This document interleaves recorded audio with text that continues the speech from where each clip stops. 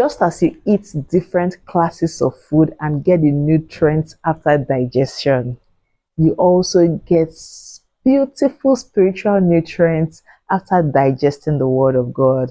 When you eat the Word of God, the nutrients that you get from it are uncountable. Your spiritual life begins to glow. Even physically, you see changes.